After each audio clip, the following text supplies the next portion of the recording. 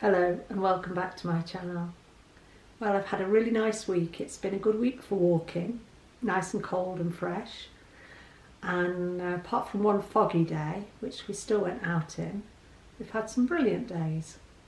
I think this week we walked a total of 52.88 miles on the Fitbit, and I'm quite excited to see on Boxing Day, when I will have had my Fitbit for a year, just how many miles I've walked in that year. I'll report back on that when I've got the numbers. So I've had a week on plan and loved every meal. I did do a food diary on Wednesday and touched on one or two things I think within that diary were organic. That's something I'm trying to look at much more at the moment, about focusing on the quality of my food. I used to only focus on the quantity.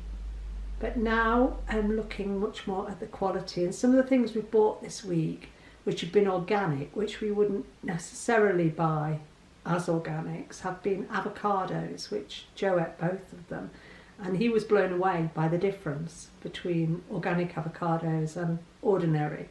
And believe me, he's the king of the avocado. He has one every day. So he does know the difference, and he bought them because we were in Sainsbury's and they were reduced to, I think it was £1.80 for the two, which is cheaper than he'd usually pay in Tesco's for two or in Waitrose for two. He prefers Aldi's prices, but the quality of those avocados was amazing. The texture is completely different. And also he's changed over to buying organic cucumber. And Joe laughs at me when I say things taste the way they did when I was a kid. Now believe me, it's a long time since I was a child. But when he got this cucumber, and it's so crunchy and so nice, I said, oh, that tastes like cucumbers used to taste when I was a child. And it's true. Some of the organic tomatoes we don't like all of them, but we choose to buy organic eggs, free range organic eggs where we can. If we can't, we're not going to beat ourselves up, we'll buy free range. And I'm not for 1 minute saying everybody should buy organic. But for me, at this point in time, that's where I'm at on my journey. I'm looking much more towards the quality of what I eat rather than the quantity. And I've had a fabulous week on plan and some lovely food. Yeah. A lady asked in the comments on my Wednesday's video, how do I eat dragon fruit? Literally cut it in half lengthways and scoop it out with a spoon. It's lovely. I don't know if maybe you've never tried it, and it is quite an expensive fruit if you're not sure whether you'll like it. But I would just say give it a go because it's pleasant, and the little seedy bits in it, when you're eating it, it's almost like you're crunching bits of sugar in it. It's quite a sweet fruit, but not overly sweet. It's not syrupy sweet. It's fresh and sweet. But as I say, I mean, I buy them in Morrison's and they're usually over £2 each. Expensive at this time of year maybe to try, but worth trying in the future. Right, my results. So with my 52.88 miles, my 2A choices, my 2B choices, and between 5 and 10 sins every day except Thursday, when at the end of the evening I totted everything up. I'd only actually had 3 sins, but I'd had plenty of food that day and I didn't want to just eat food at 10 o'clock at night because I kind of came in late that night, didn't have my dinner till late, and would have meant eating something at gone 10 o'clock at night just to up my sins. It's not worth it for me today to eat for the sake of eating. So with all that and a lovely week on plan and some lovely food, I lost ½ pound. So weighed in today at 9 stone 12.5, which again, new weight low for me. And 53 weeks at Target. It just gets better. At group this morning, I won the second raffle prize, which was this. The tin, Christmas tin. Now, I am a collector of tins and boxes. I absolutely adore tins and boxes. Bought a gorgeous stationery box this week for myself to keep my cards and envelopes and stamps in. And I am a sucker for a tin or a box, aren't I, Joe? Yeah, you are. But this one gets better, because look what's inside it. Hi-fi bars. It's, can you see that on camera, Joe? Yeah. It's full of all the different flavours of hi-fi bars. And this was prize number 2 at my group this morning. Prize number 1 was a spiraliser. Fabulous group, and I want to encourage everybody. Next week the new magazine's out. It'll be out, I think, on Monday in group. Page 25-26, there's a young lady called Julie Clark, and my consultant is Naomi Wagstaff. Naomi runs our groups and groups in an area close by on a Monday night, and Julie is one of Naomi's members.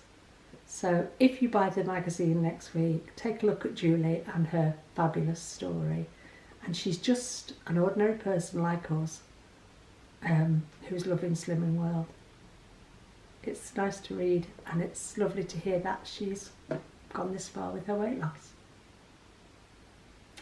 Yeah, touching again on organic things, I used to think that the quality of food on this planet would be fine. You know, we grow fruit, we grow vegetables, and we eat a variety of food and everything. But I guess these days, you know, as I get older, things are much more mass-produced. Fruits and vegetables are grown or force-grown, grown hydroponically, rather than in nutritious soil. And I know that they will be kind of fed to grow. But I don't know about you, I find when I'm shopping and I'm buying things like bananas and they're all really green, and we buy avocados ripen at home, and peaches and nectarines ripen at home, and kiwis. Now maybe it's me, maybe it's something I do to them, but how often do these things never ripen at home? And I get so frustrated, because when I was in San Francisco, which I harp on about because it was my favourite ever holiday, but the fruit and the vegetables that were grown in sunshine just taste so different. And I think nowadays I've gotten complacent about what I buy. And I buy tomatoes at the taste of nothing, and I moan about it, but I eat them. You know, and I buy nectarines that never soften, they're just rock hard, and kiwis that never ripen, and I end up throwing them away. And I don't eat bananas very often because I like a ripe banana, and Joe tends to buy one to ripen his avocados with. And other than that, we don't tend to buy a lot of bananas. But fruit just doesn't have the taste, and it doesn't ripen in the same way I thought it did 40 years ago. Maybe it's just hindsight is a wonderful thing. So we are looking more at, as I say, the quality of food and leaning towards buying organic where we can. Now, you can't do this with everything because it's not available, and it's not always practical on the purse. We've got to be a bit discerning, I think. Well, we have to be. But again, meat, you know, we look at the labels on meat, and we look for things that are outdoor raised.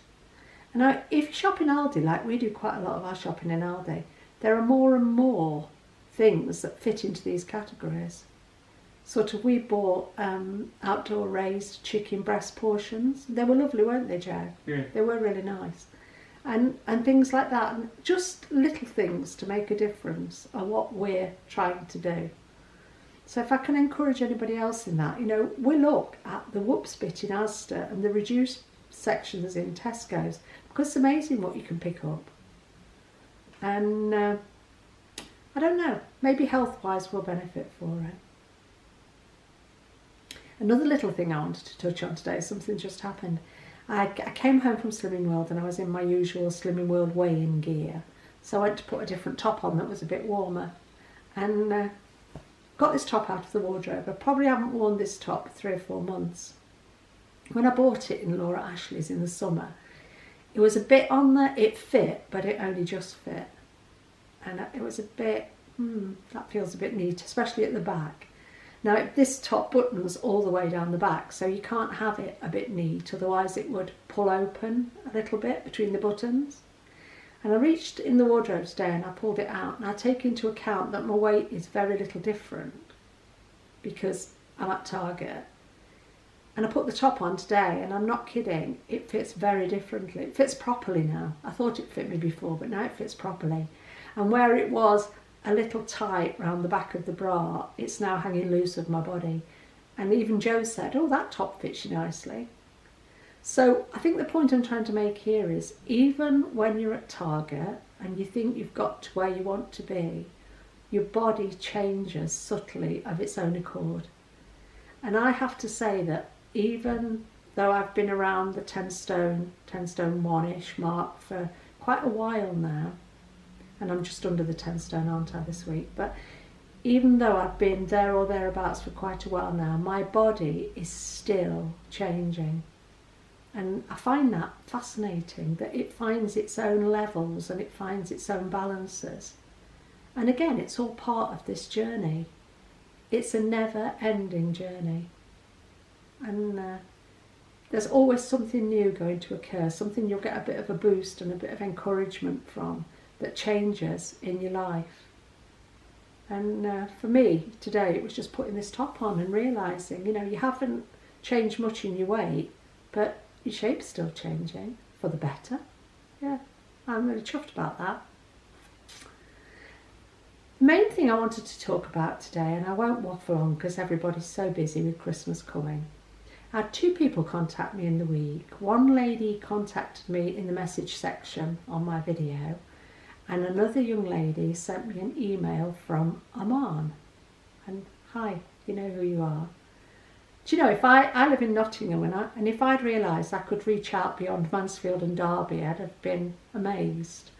And to think that, you know, somebody that far away in Oman and in America and Ireland and Scotland and locally and all over this country take the time to sit down and listen to me talk about my life, it's a privilege. It really is a privilege, and I do appreciate the time you take.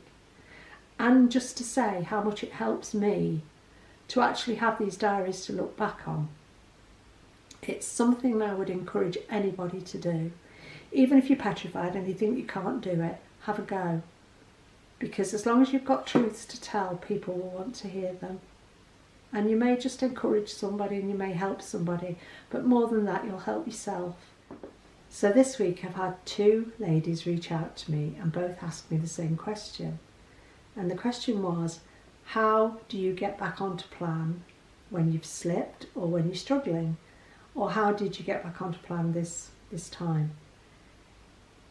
I won't start reeling out loads of advice and telling you all how to do it, but I will tell you what I did that I believe made a real difference this time. I knew that on my journey I needed to lose more weight. I had lost over 8 stone and was around a size 16 and thought I was comfortable. But the more I lived with that weight, that sort of 13 stone 8-ish weight, the more I realised I wasn't comfortable with it, and I knew I still had quite an amount of weight that could go. I have a very dear friend who had started going to Slimming World in January 2015, and by April had made incredible changes in her life, so much so that it inspired me. And I'd waffled on to her several times about, I ought to do this, I ought to do that, until one day she sat me down and she gave me one of those good, honest, best friend talkings to, you know, where they say to you, or they say such things that these are tough love things that could really hurt you, but they're actually true, and you know they're meant with love. And she actually said to me, you know, you talk an awful lot about this, but you don't do anything about it. And, you know, kind of in effect, put your money where your mouth is, give your head a wobble. And we talked about Slimming World and about the changes around Extra Easy. And I had done the Extra Easy plan in its very, very early days, when you could mix and match it. But I'd never done truly the Extra Easy plan as it stands now. So we talked about it. This was on the Thursday night when we were out, and I said, yeah, I'm going to sort this, I'm going to do it. Now, I wouldn't have gone to my friend's group because she goes to a group in a different city to me, and also she goes straight from work. And truth be told, I didn't want to go on somebody else's coattails. I wanted to do it for myself, just as an independent person. So on the Monday morning, I rang Slimming World and I asked for phone numbers for the 3 nearest groups to where I live. And they gave me phone numbers for 3 different consultants. Right, so I rang the first consultant, and she was a very pleasant lady, and she had an evening group, and yeah, she told me where her group was, she told me what her name was and everything. I told her I was totally blind and that I was looking to do the plan. I got the same response from this lady that I had had very many times in the past, which was, you come and join the group and then we will order what you need, i.e. the plan on CD. Now, if I say that ticked me off, it's an understatement, because I used to think, why is it, as a blind person, I have to go and join the group and then they'll order what I need? Why can't they order what I need and then risk me not turning up? Because it costs them money. Anyway, she gave me the details of her group. We said good morning. I rang the next lady. Exactly the same conversation. She gave me the details of her group. This was a morning group. And she told me where they met, timings and everything. I told her I was blind. She said the same thing. If you come and join my group, then we will order what you need. And that puts my back up, because I immediately think that's not fair. And I don't mean that in a Māori way, I mean it isn't fair. If I said to you, you come and join my Slimming World group this morning, and okay, you're going to get the pack, and I got the pack same as everybody else, but I'm going to give you your pack in Spanish. And when you've shown a commitment to the group, if you come back next week or maybe even the week after, it'll actually be that you get your pack in English. So for the first 2 weeks, you're going to do this blind. You're going to follow this plan without the plan, in effect. And that's what was always expected of me. Come and join a group, and it might be a fortnight before we get your pack, but you'll have to manage. You'll have to get somebody else to read it for you. I wasn't going to go down that road again. I rang the third lady on the list, who happened to be Naomi Wagstaff, and Naomi said straight away, oh yes, you're very welcome at my group. We meet Saturday morning, time of the group, blah, blah, blah, blah, blah. I then said to her, I'm actually totally blind, is that a problem? And she said, not at all. Now, I will order the pack in audio or braille, which would you prefer? And I will have it by next Saturday's group. Now, I'm not putting pressure on you to come and join my group. If you change your mind, you change your mind. But I will have that pack in case you want to get off to a good start on Saturday. If I haven't, for any reason, got that pack by Friday afternoon, because I'm going to have to order it when we finish speaking, I will let you know on Friday afternoon, and you can choose whether or not you come or whether you prefer to leave it until I've got the pack. Well, I was amazed. I've never had that response before, and I must have been to, 15, 20 groups over the years. So that actually got me off to a good start. I felt very positive. Then I made the decision that it's Monday now and I'm not joining group until Saturday. What's the point of going and stuffing my face and overeating for the rest of this week? I'm just going to make myself feel worse. I want to join in a sort of upfront, honest situation. Now, I have never joined a group before where I haven't stuffed my face for at least a week before I went, and that is true. It was a really good excuse to have a binge. It was a good excuse to add to my list of excuses for eating. Because let's face it, if it's Monday morning and somebody says, well, where are you on Saturday? That gives you, 4.5, 5 days of eating space. And I can do a lot of damage in those 4.5 or 5 days. I could gain a lot of weight in 4.5 or 5 days. But this time I wanted to be honest. Because I'd been in a mode where I was losing weight, albeit slowly, and then maintaining a weight loss, I just continued eating sensibly for the rest of that week. I didn't go out and buy lots of crisps and chocolate and pork pie and all the things that I could fall foul of. So when I went to the group on the Saturday morning, it felt like an honest starting place. In my first week on plan, I lost 7.5 pounds. That was more than I expected. More than I usually lost in my first week. I used to lose 3.5 or 4 generally. It felt like a reward for my honesty. I've never looked back since that day. The other ways I got honest around the plan was I honestly did it for me this time. I didn't do it for my mum or my dad, for anybody else in my family, for my best friend, for as a competition. I've done this diet several times in competition with other friends, and I'm not a good loser. I'll strive to win. This time, the only person I've been in competition with is myself. So I've done the plan honestly this time. I've done it for me this time. I've gone to group every week this time. And as I've said before, if I've not been in my city, I've gone to group elsewhere. I can't go to group on Christmas Eve, but I'm going the day before. You know? It's things like that, just little strategies that work. I wanted to lose weight more than I wanted to eat food this time. And I think for me that's been the bottom line. Before, whatever the situation, whatever the diet plan, whatever the healthy eating plan, whatever, I always wanted to eat more than I wanted to lose weight. And this time, the balance has tipped. This time I would forego food rather than gain weight, and I mean that in a sensible way. Yesterday morning a friend rang and said there's a new hotel open just down the road from us, we're going for breakfast. Yeah, great, I'll come. Now, I'd eaten my breakfast as normal that morning. We went for breakfast in a brand new hotel that had only been open 4 days. My friend had the scrambled egg and brioche and smoked salmon and everything. I had black coffee. And do you know what? I had black coffee because I wanted black coffee. I'd already eaten my breakfast. And I am so comfortable to just sit and drink black coffee while other people are eating. When I know I've already eaten, I know it's not an issue. But it's very different behaviour from what I would have practised in the past, which would have been, hey, somebody invites you out for breakfast. It's a good excuse to eat. So I know I've come a long way, and I don't want to tell you how you should do Slimming World, whether or not you should go back to Slimming World or not. But I'll tell you, it's the best thing I ever did. Going back that day, being honest with myself, being honest with others, sticking to plan, staying to group. It's been a blessing.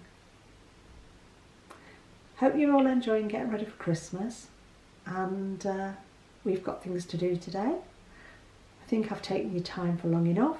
Have a great week, have a great weight loss, and remember, it works if you work it, won't if you don't. Cheers.